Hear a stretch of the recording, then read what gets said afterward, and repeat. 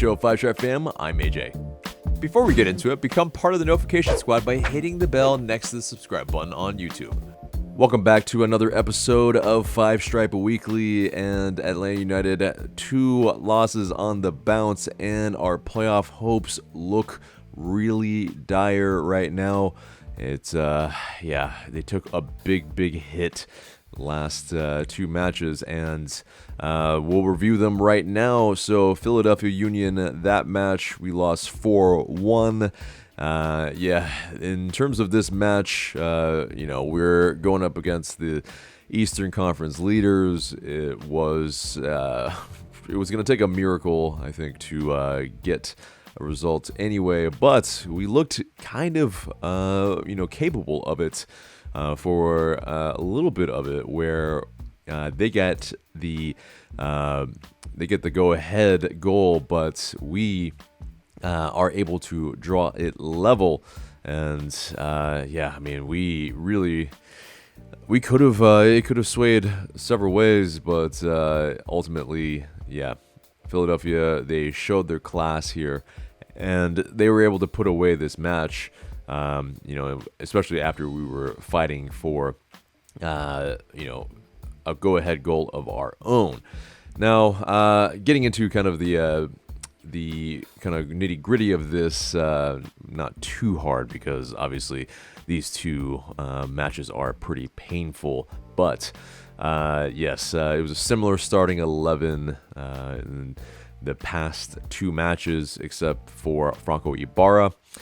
He played in place of Amar Sejdic, and we try to counteract that that 4-4-2 that the Union play with the diamond in the midfield, and it was it was a tall task. Philadelphia Union, before this match, they had outscored their opponents 16-2 in their previous 4 matches, so it was a tall task indeed. But you saw that it was just a match that I would arguably say we played better in the Philly match than the Portland Timbers match, and that's really without too much argument, probably. But Andrew Gutman, as he has all season, he's been very clutch, and in this instance, he found himself in the box with some good movement and following up an Almada shot that got parried by Andre Blake, but Andrew Gutman in the right place at the right time, a diving header to be able to get something for us here.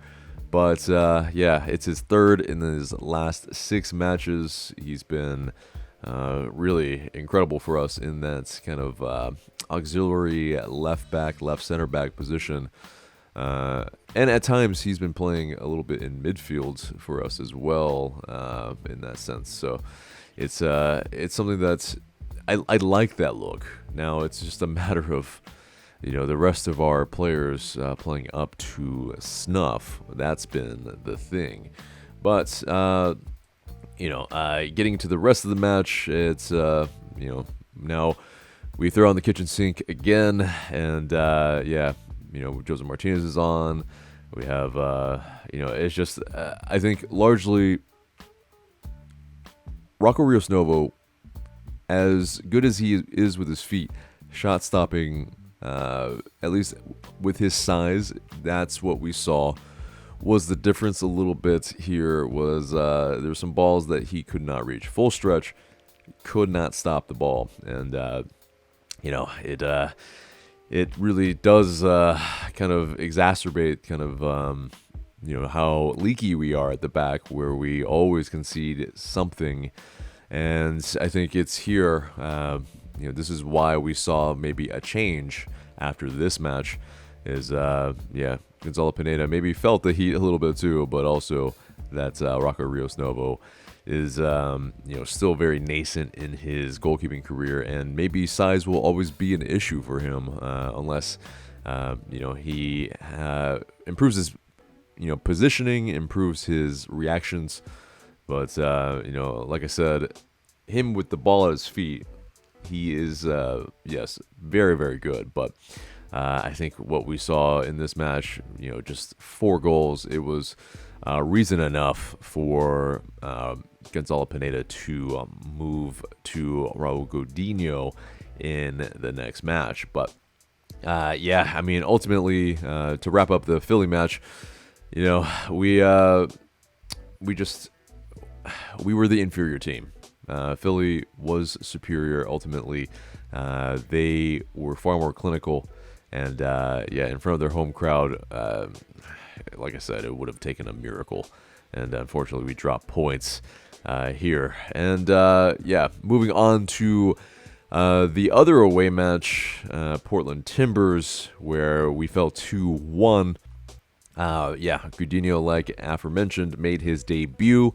Unfortunately, yeah, Portland, they got a couple penalty kicks that it was some naivety, I think, here. But yeah, we largely stayed the same besides Godinho in that starting 11. And yeah, I mean, we we don't look very dangerous in this match. This match is, I think, shows a little bit more of how we're lacking in front of goal in the final third, and we these 2 penalties are just not good to give up, and likely, I mean, it is something that game state will affect how we look in this match, but we just didn't muster enough to really busy them, to make it seem like we would trouble them at all. And I think here, you have this match where it's okay. We are trying to clear a ball from a ball out of our own box, and yeah, it's like it's a wild sequence where we look like we just cannot clear our lines, and ultimately we give up a penalty kick here, and Godinho, yeah, he's up against it here. First match, and he has to defend against the highest percentage with a penalty, and yeah, we have another penalty that we give up. And it's we could look better here. We in the second half we do look a little bit better, but yeah, I mean, it just hurts too much. I think the penalties, they're preventable. They're it's also Sosa, he dives in, and it's it's a hard foul, and yeah, it ultimately is a penalty kick, and yeah, we're down 2-0, but yeah, we again throw the kitchen sink, and well, we are able to get a goal here. Now it is Josef Martinez who heads it to cut that deficit into 1. It's the 88th minute, and yeah, I mean, it's another goal for Josef Martinez, and now he's our leading scorer. But it's too little, too late. We do not have enough time, and yeah, we even threw Raul Godinho into the box. He got a header onto it, but it was just wide. And we only put 2 shots on goal in the entire match. And yeah, we fell to 1, and it's a big blow. We are now 6 points below the playoff line with not many games to go, and it is gonna be an uphill battle to get into the playoffs if we ever did have a chance. But yeah, getting into where the next match will be, it will be against Toronto FC at the Benz. and it will be on Saturday, and we'll have that preview for you later on in this episode. But let's get into the news, and boy, did we have some news this week. Two big kind of drops for sure that will no doubt upset some people. But first off, was that LA United? We with Miles Robinson. It's interesting here. I mean, we essentially Miles Robinson. He was arrested Saturday night. He was charged with a misdemeanor theft, according to police records, and it was at where the battery is at Truist Park, PBR, Atlanta. He posted a $150 bond after the incident there, where the AJC first reported this incident that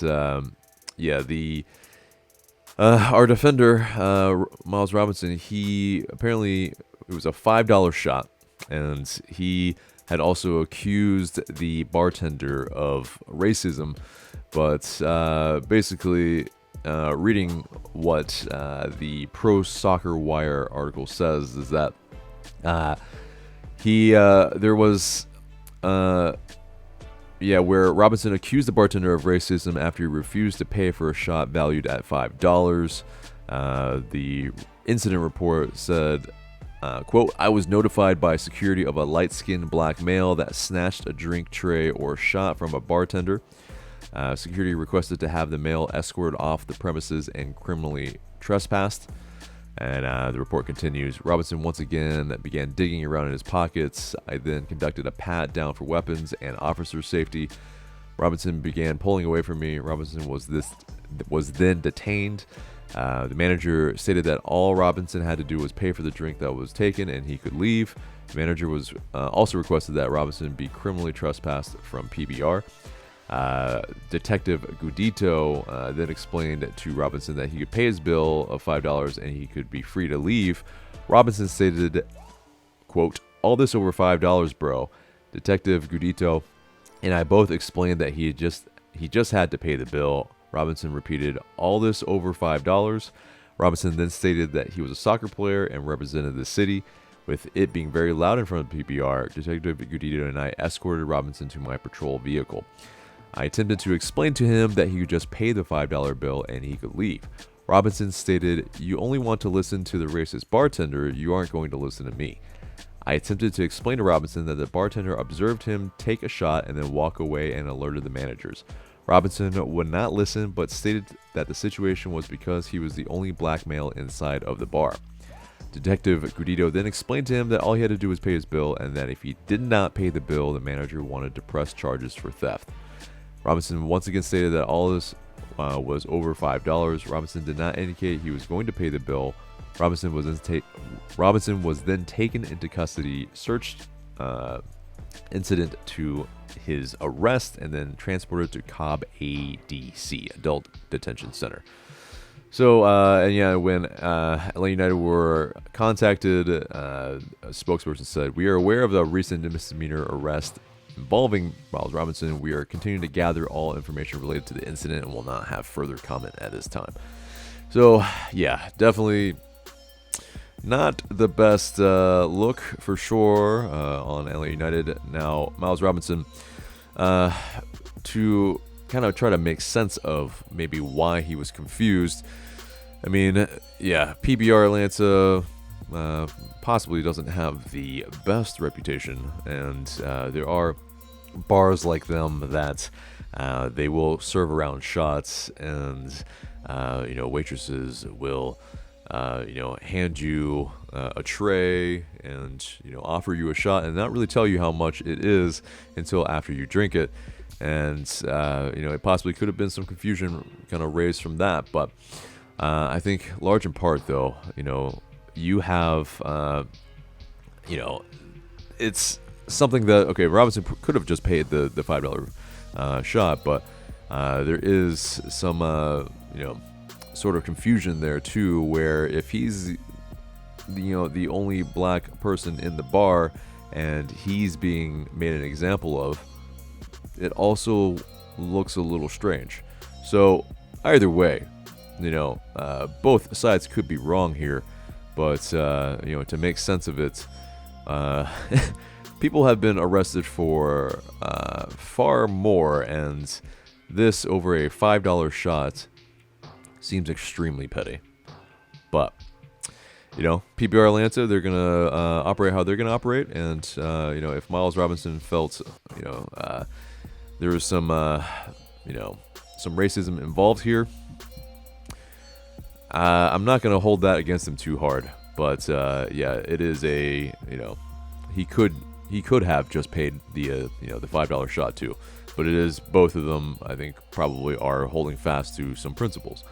But what do you guys think? Let us know in the comments below. But the next bit is Atlanta United suspending Josef Martinez for 1 game for, quote, conduct detrimental to the team.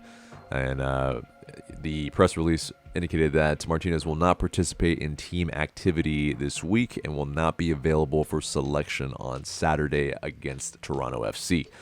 And he's rescheduled to rejoin the team on September 12th. But according to The Athletic, multiple team sources who were anonymous in their kind of revealing of this described the private locker room events, and that the suspension likely stems from an altercation between Josef and head coach Gonzalo Pineda after the Portland loss on Sunday. So, they said that Martinez, he walked into the visitors' locker room after the match and, in frustration, knocked over a catering table that had chicken and rice. There was chicken and rice apparently all over the locker room, but at the time, Pineda was inside a room that's reserved for coaches. But following the commotion, Pineda stepped into the players' locker room and confronted Martinez. And according to several sources, Martinez and Pineda had to be physically separated, with one source adding it went downhill from there. So, definitely very interesting. I think it is something, too, that Josef Martinez, he often reflects the kind of temperature of the fan base and the supporters. That, this, with such a whimper of a loss here, and him having scored, there's likely some animosity, some tension that has been built up. That Josef Martinez, he has been sat for numerous matches in a row, and he is a very competitive person and player, and sometimes it boils over, and likely it has here, and you have Gonzalo Pineda, who, vibes-wise has been very much a player's coach and a supporter's coach, but, you have seen some bits of, kind of holes in some of the tactics, and also our ability to just get points. And it's been the entire season almost that we have not gotten back-to-back wins, and that's incredibly dire, and completely exemplifies why we are in the position we are at, while, yes, still also excusing that we have had some incredibly bad luck with injuries. But I think, from Josef's side, let's look at his goal record this season. He's got 8 goals in 2022 in 1,300 minutes. Cisneros, his probably most direct competitor and counterpart at the striker position, he scored 7 goals in around 1,800 minutes. And in terms of when Josef scores, we are 3-3-2 in terms of win, losses, and draws. And when Ronaldo scores, we are 3-1. That's some research by associate producer Michael Weiss. Kudos to him for that. But in this, looking at the frequency in which Ronaldo Cisneros scores, He scored in pretty much one game in April, May, July, and August, and for Josef, who was out for a little bit of time, of course, with a little bit of the recurring injury in his knee. Josef scored in March, June, July, August, and September. So different matches as well. Cisneros has scored in bunches more so than Josef Martinez, but yeah, I mean, it's one of those coming on 20 minutes in the match. Josef Martinez, you can see the frustration. I mean, he's a player that's while he has lost a step in terms of his pace, there is that still he is our most kind of prolific and slash decorated scorer, and so definitely one of these things that for Josef Martinez, you can see why he would be frustrated. He wants to win, and he feels like he can, and he's been contributing, yet he continues to stay on the bench. Now, yes, you can talk about his work rate and Cisneros, offering that work rate, offensively and running in behind more than Josef Martinez, but I think results are kind of what it is at times too, though. That you can be frustrated at both, and that's the thing. It's like, is Gonzalo Pineda wrong here? I mean, is he wrong in basically benching him when maybe he doesn't deserve it? It's possible. Is Josef Martinez wrong for knocking over the arroz con pollo? Yes. Also, he could be wrong there too. I mean, yeah, it's the spread. It's the post-game spread where, it's the sustenance that the players are trying to put back into their bodies, but it's a little bit. Yeah, it could be a bad look for Josef amongst his teammates there, but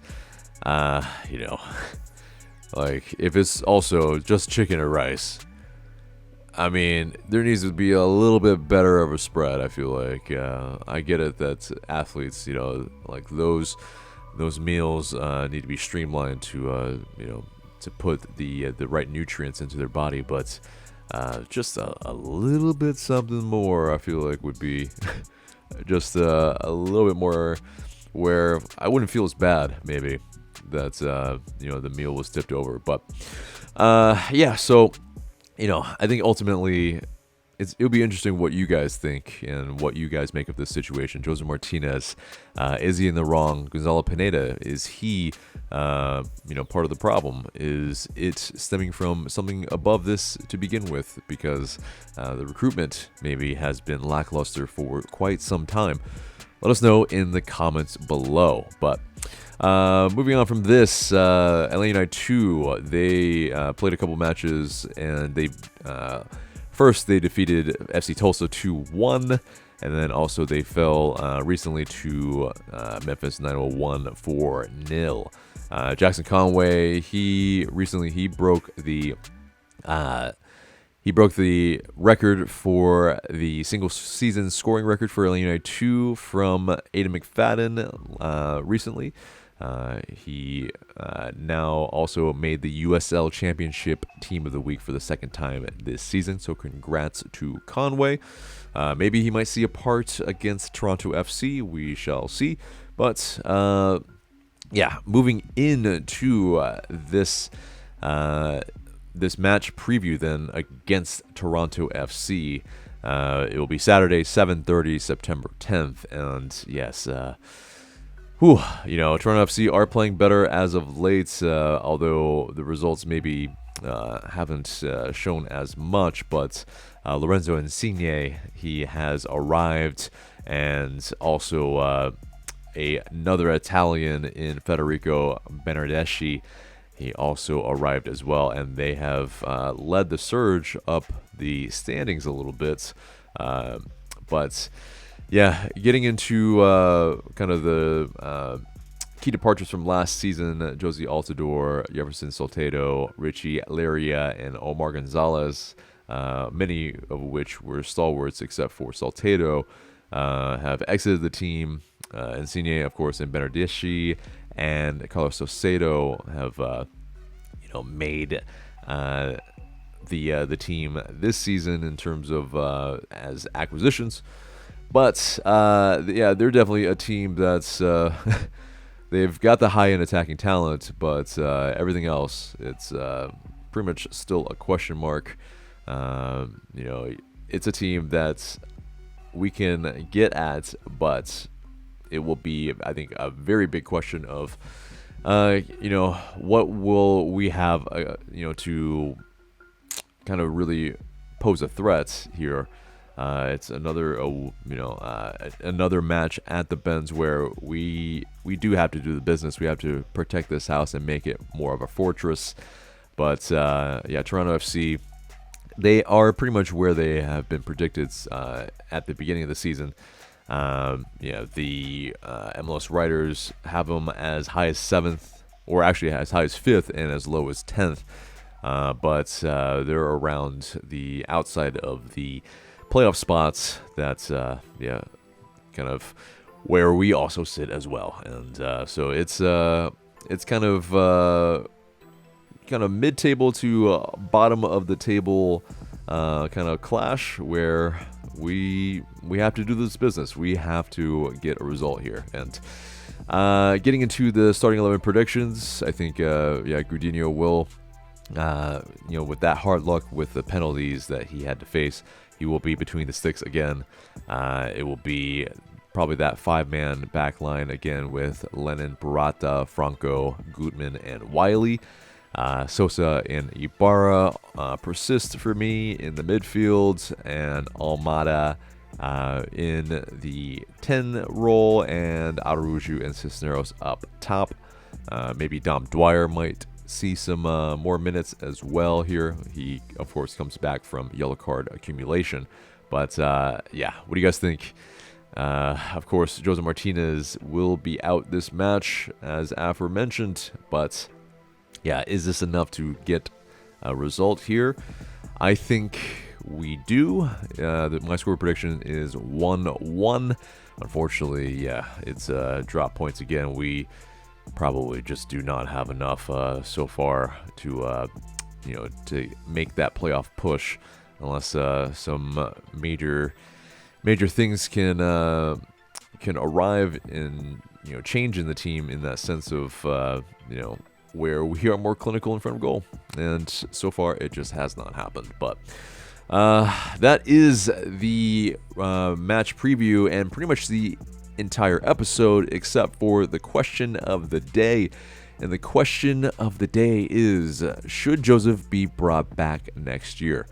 Obviously, this is a couple coaches that he's had run-ins with now. Of course, as well, he has had some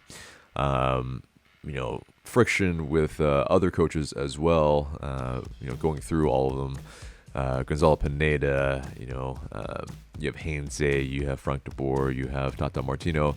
Yeah, he has gotten into it with Tata Martino as well as Frank de Boer, but obviously the most highest profile, where it was shown in the media was with Heinze and also, of course, Pineda here. But, is he the problem?